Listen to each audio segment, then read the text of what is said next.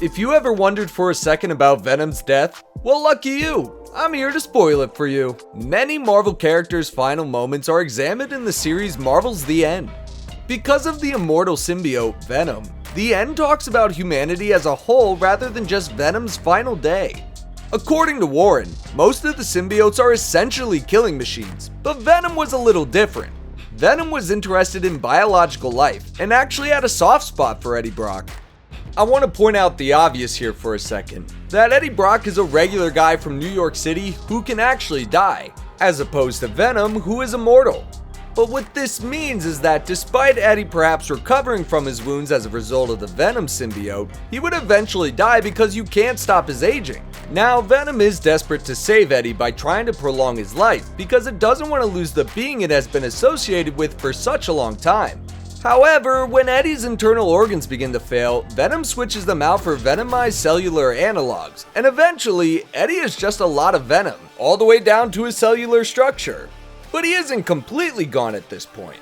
After 200 years, Eddie's brain begins to deteriorate and his neurons begin to die.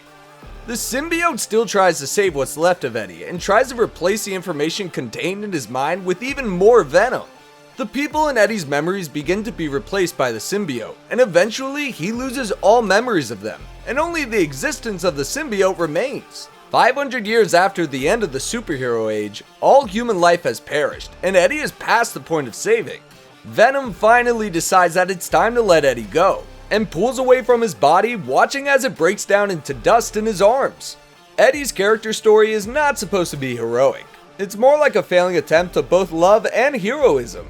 On the other side of this, we have Venom, a character whose name is rarely associated with either love or heroism. It tries desperately to hang on to Eddie, someone he loves, and fails. Even though this is a standalone story with no real effect on upcoming Marvel events, there is something relatable and humanizing about it. Venom's pain and dilemma are relatable to an extent. Venom is forced to continue moving forward despite the pain, just like the rest of us. Venom becomes the universe's protector when the God Minds, colossi of artificial superintelligence, take over and exterminate all biological species.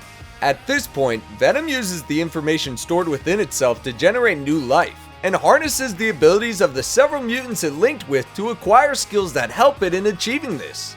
Later, Venom actually travels through time, forming bonds with every living thing that has ever existed, and stores their knowledge within its own cellular structure. Venom realizes its final stand when the God Brains arrive, and at that moment, it knows what it has to do, and tears itself apart.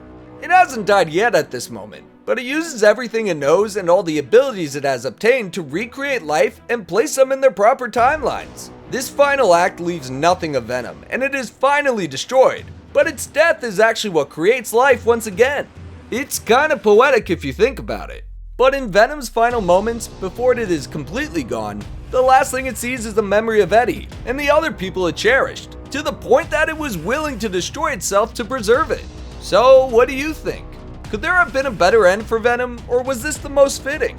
Comment your thoughts down below, and be sure to hit those like and subscribe buttons, and I'll see you in the next one. Thanks for watching.